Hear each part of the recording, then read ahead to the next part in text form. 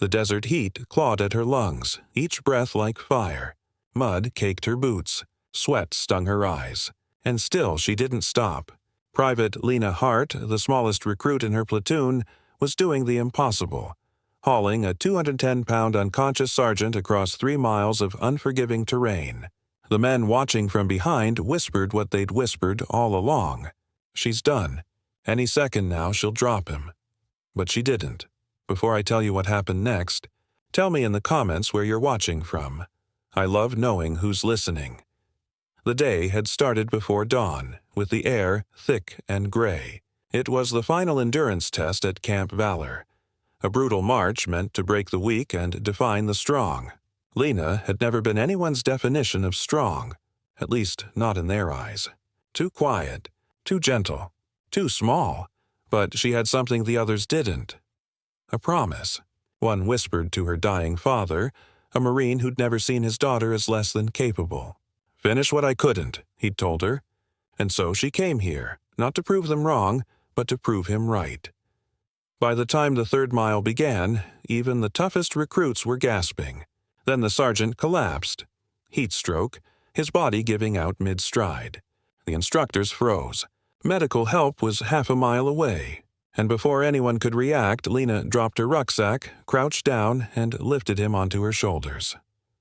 No one believed she'd move an inch, but she took one step, then another. The weight crushed her spine, the sun burned her neck, and her arms trembled bedew, but she kept walking. "Private Hart," an instructor shouted. "You can't carry that load. It's not your job." But Lena didn't answer. Her breath came in ragged bursts. Her vision blurred. The world shrank to the sound of her boots hitting sand and the heartbeat pounding in her ears. Every voice she'd ever heard telling her she wasn't enough came back to her.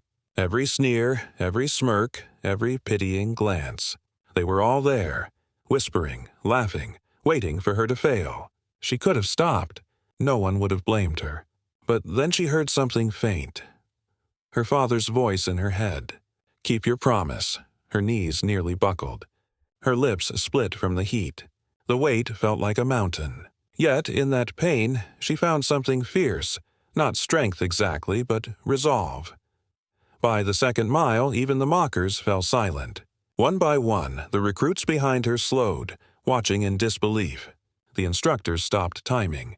Dust rose around her like a halo, golden and heavy in the sunlight. "Is she still going?" One of them muttered. A voice answered softly, "She's not going. She's finishing." When she finally reached the medical tent, her legs gave way. The sergeant was lifted off her shoulders, rushed inside. Lena fell to her knees, face to the ground, trembling but smiling. She'd made it. The instructors stood frozen. None of them spoke. Then one, an older Marine with silver at his temples, walked up to her and removed his cap. "I've seen men twice your size quit before mile 1, he said quietly.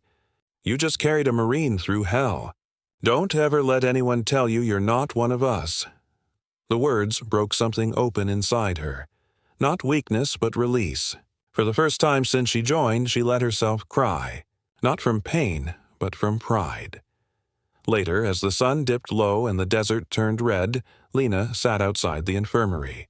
The sergeant she'd carried, now awake, IV line in his arm, stepped out. "You saved my life," he said, voice still hoarse. She smiled faintly. "You would have done the same." He paused. "Maybe, but I'm not sure I would have made it that far." He saluted her, slow, deliberate, sincere. And for once, everyone saluted with him, even the ones who'd laughed, because real strength isn't loud. It doesn't need to shout or prove itself with words. It just keeps moving. One impossible step at a time. Because kindness doesn't vanish. It waits, and it finds its way back, and sometimes it wears dusty boots and a heart that refuses to quit. If this story moved you, tell me, what's something you kept going through when everyone expected you to quit? I'd love to hear your story in the comments. And if you believe courage still matters, make sure to subscribe to Whispered Words, where true strength always has a voice.